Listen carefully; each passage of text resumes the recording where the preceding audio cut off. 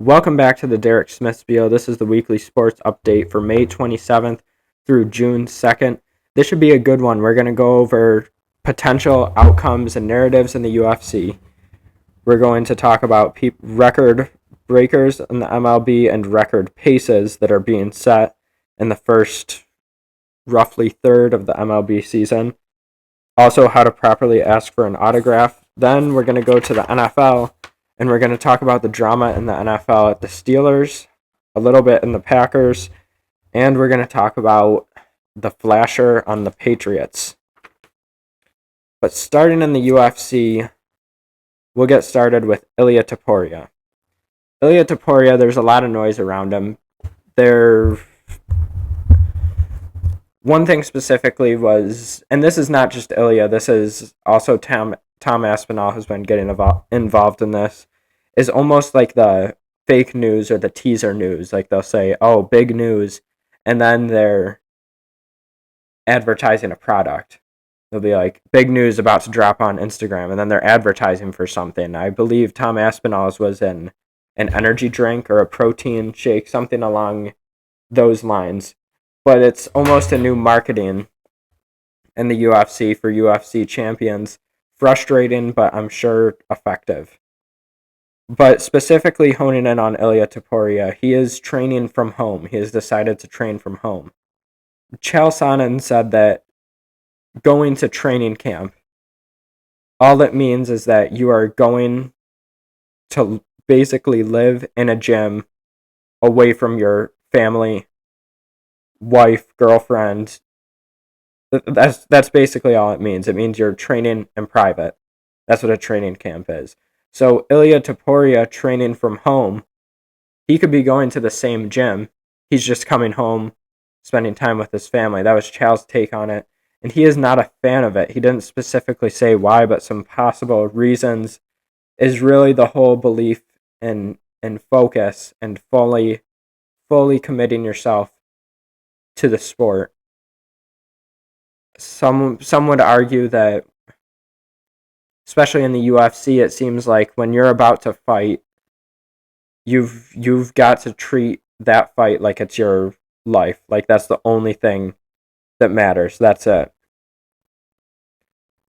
The counter to that is, or the other side, is really what Ilia Topuria is doing, and it is healthy. It's arguably healthier to realize there's more to life than just fighting in this one thing that's ahead of you. He can split things up into segments of his life instead of hyper focusing on one thing. When he's at practice, that's all he's concerned about. Then he comes home and he goes through his daily life, obviously with dietary constraints. But it's an interesting approach that hasn't been documented that other fighters are doing. Personally, I'm a fan of it. I really like the idea of being able to balance your career, your art, your craft, whatever you want to call it, and your family and home life. I really hope it works out for Ilia Topuria. I don't think he will lose his edge. If anything, I think he'll go in healthier, and no matter what outcome there is, he'll be happier because all this time he's been appreciating everything in life, not just fighting.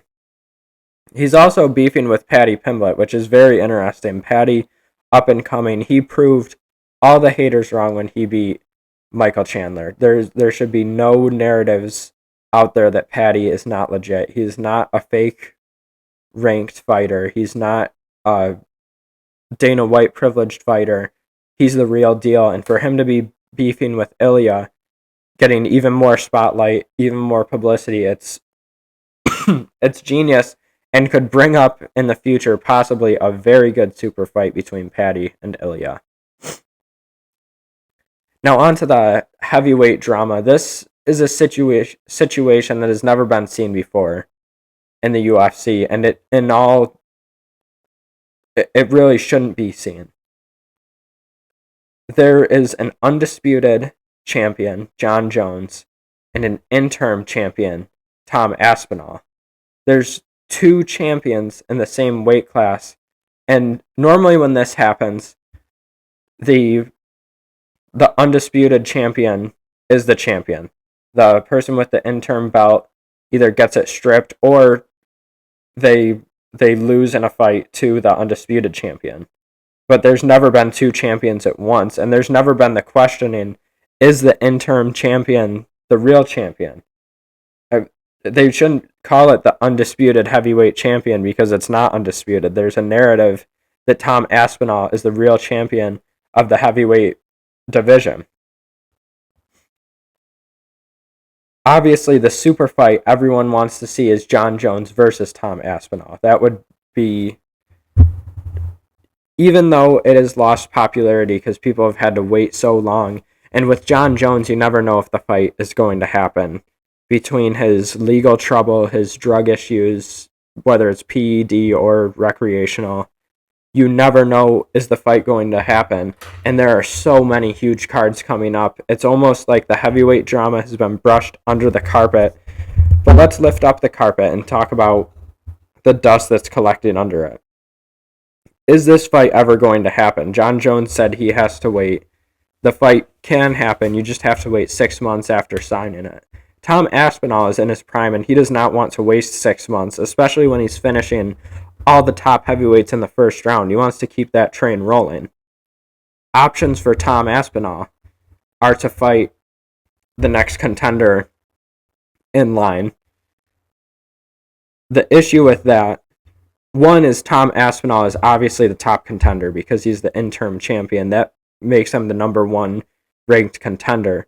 So the Jon Jones versus Tom Aspinall fight, there shouldn't be anything but that. But Jon Jones is being tricky and frustrating, and really, all the cards are in his hand just because he's Jon Jones. So the options for Tom Aspinall are to wait 6 months to fight Jon Jones, try and get the deal made with Dana White of everything. He could really rally for the Jon Jones fight, which I do believe he has been, or he can fight the next contender in line. The issue with that is the next contender in line is Ciryl Gane. And Jon Jones, he dominated his fight back against Ciryl Gane. With that being said, I don't think that is the Ciryl Gane. I don't think that was Ciryl Gane at 100%.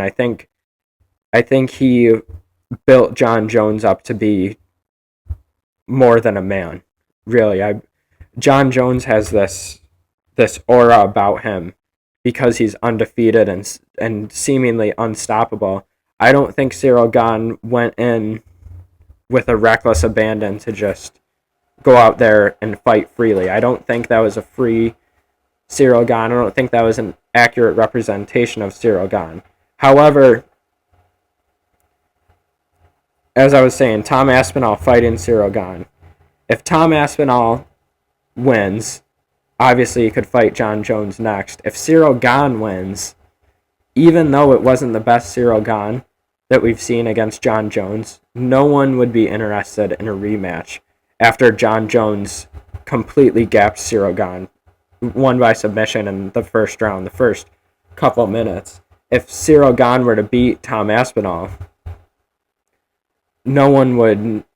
It would give Jon Jones the ability to say, "You guys were hyping up a fight with me and Aspinall, and like I'm just on a totally different level," and it would keep him. There's a huge. The real issue here is Jon Jones. His legacy is on the line. His legacy of being the only undefeated. Well, he's not technically undefeated. He lost once from illegal elbow, but that can be changed to a no decision due to the change in the elbow rules. But he's the best. He's considered the GOAT. Unbeatable. He's never been truly beaten by another fighter. He's been beaten by a ref. If Jon Jones were to lose, the UFC in specific is so unforgiving. You've seen it with Kamaru Usman. He was regarded one of the best welterweights of all time. Still should be. But he lost against Leon Edwards twice. And then ever since then, he was brushed under the carpet. It's just what's the new fresh thing.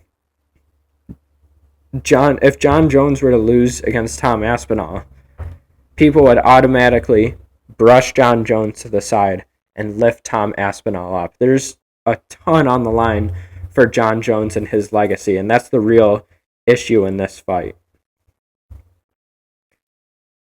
Another thing, another question, it could make this whole heavyweight dilemma, whatever you want to call it, shift in a completely different direction, is if John Jones were to be stripped of his title. 100,000 plus people have signed a petition that say John Jones should be stripped of his title and Tom Aspinall should be the undisputed champion. That would be very interesting to see. If there is a lack of action, I do think Dana White would do something, especially if Tom Aspinall is willing to fight, which he is. He's been vocal about it. And John Jones continues to just drag out the process of creating a fight. So a lot of questions in the UFC that still need to be answered despite the exciting draws coming up in the summer. Now moving on to the MLB, and let's start with some record wreckers. Tarek Skubal pitched his first complete game, and it was a shutout against the Cleveland Guardians. Through his 9 innings of work, he struck out 13 batters and gave up no walks. He was pitching a perfect game into the 6th inning, and in the end was only 2 hits away from a perfect game. Skubal's final pitch of the game was a 102.6 mile-per-hour fastball that struck out the final batter. That is the fastest strikeout pitch ever thrown by a starting pitcher, and the fastest pitch ever thrown by a starter in the 9th inning. It was a phenomenal day for Tarek Skubal. Even though it wasn't a perfect game, it was one of the most dominantly pitched games of recent history.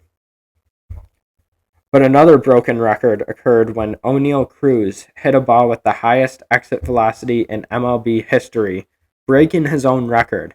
The ball came off his bat at 122.9 miles per hour. The home run blast was called a Cruz missile. Really clever there. Another bonus is it was a home run. He not only broke his own record, but he hit a home run. So, amazing at-bat for Oneil Cruz. Keep the Cruz missiles going. Now, here are some record paces.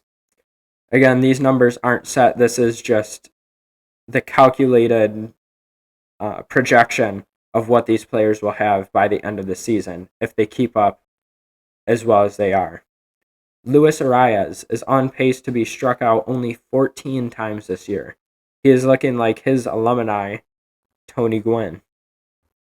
Aaron Judge is on pace to beat Babe Ruth's single-season total base record. Babe Ruth's record is 457 total bases. Judge is on pace to have 466.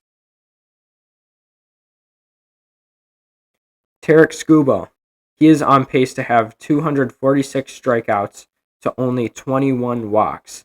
That is an 11.7 strikeout to walk ratio.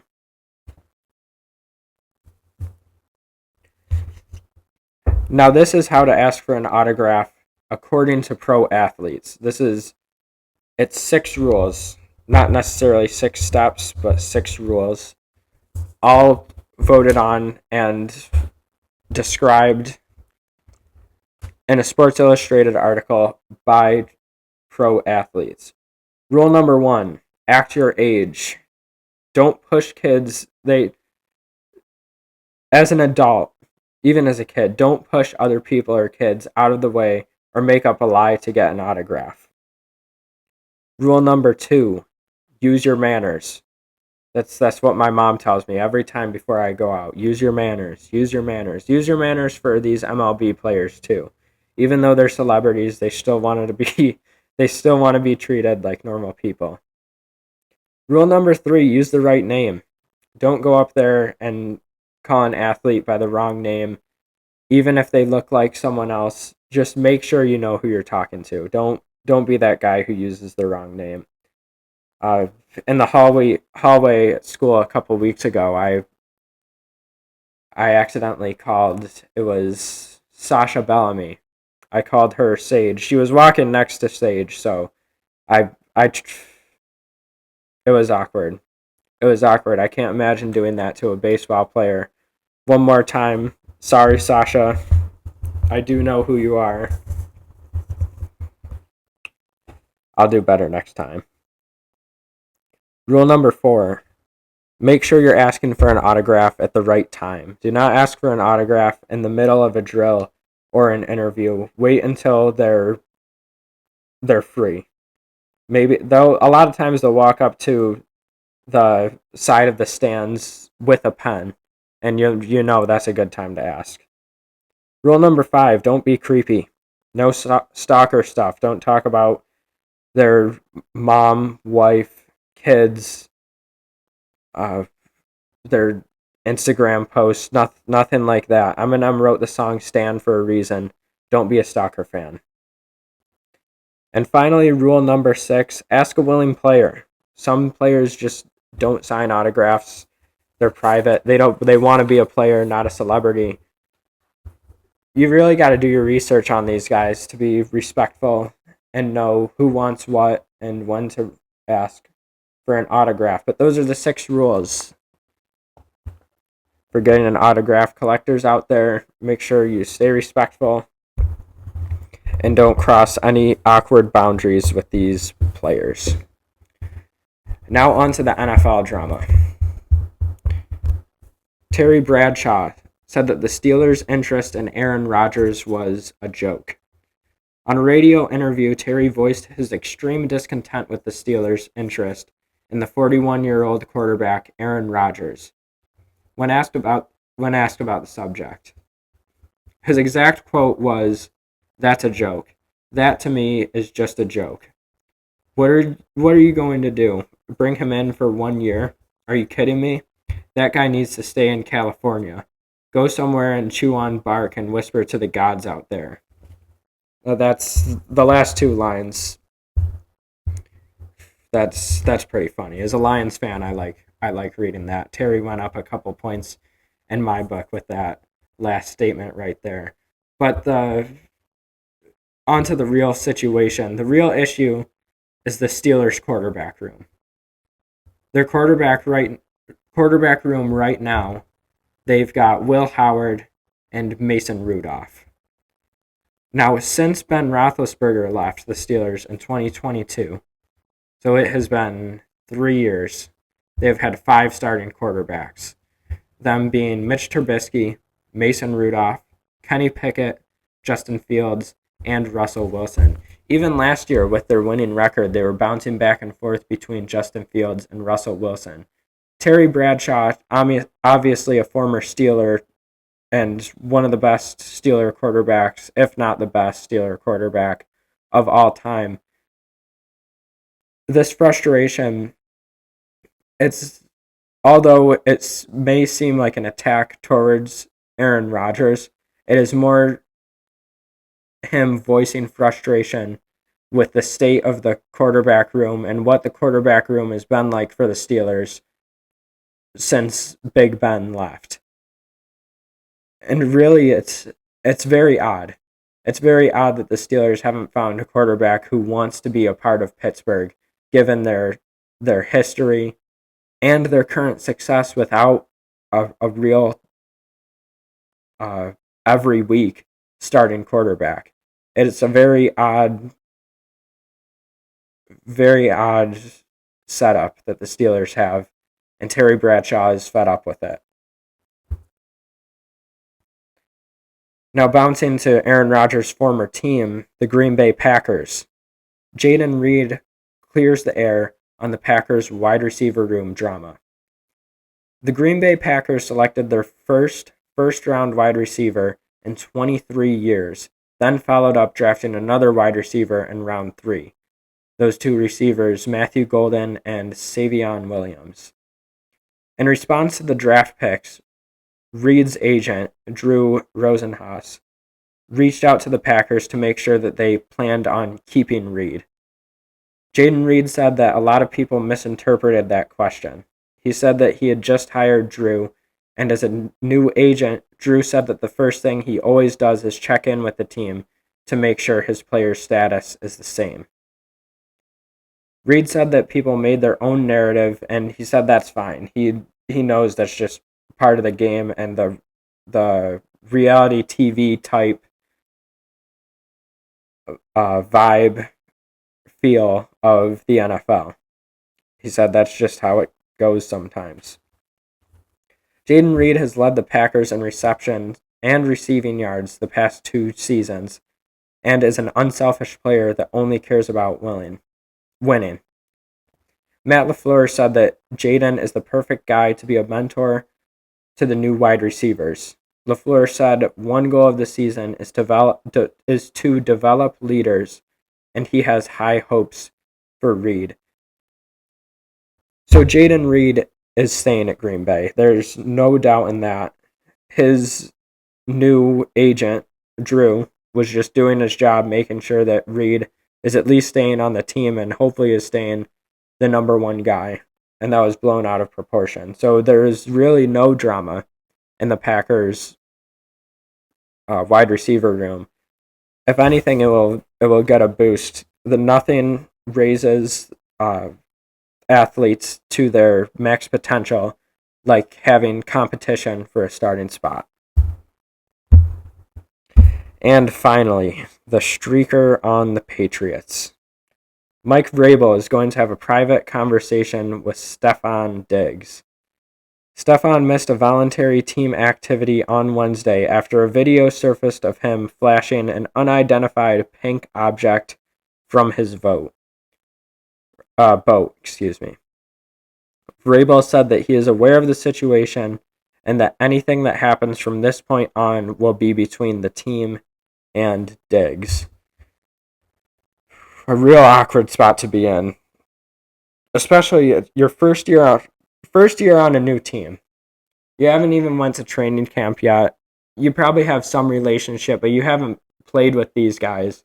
You aren't best friends with these guys, and you are going to come right in and be known as the guy who flashed an unidentified pink object from your boat.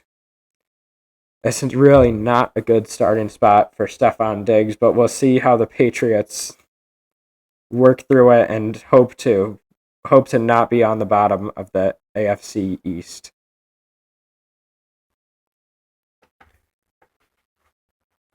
But with that is the end of this weekly sports update. Hope you guys enjoyed it. This episode was brought to you by yours truly, Derek Smith, with help from the voice memos and Spotify Podcasters app.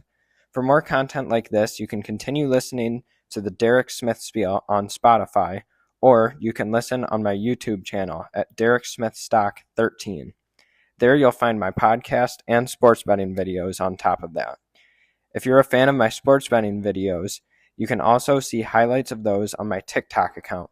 You can find that by searching at SmithStock5 again on TikTok. Enjoy collecting cards? If so, check out my Collects account at Derek Smith Stock to get deals on quality cards. For updates on everything I mentioned, follow my Instagram account.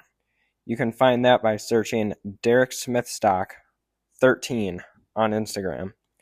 Not interested in sports? Then go to YouTube and watch Dylan Smith Outdoors YouTube channel. Search Dylan Smith Outdoors, where there are plenty of outdoor content videos, including hunting, catching, trail cam and tree stand setup, cooking, and plenty of laughs in between. Need your lawn sprayed? Whether it's weeds or insects, Greenwood Ecologics has you covered. If you need help making your lawn greener than your neighbors, Call Greenwood Ecologics at 585-739-1610. I repeat, 585-739-1610. Finally, thank you for listening to this production of the Derek Smith Spiel. Every view or listener is appreciated. I'll catch you later.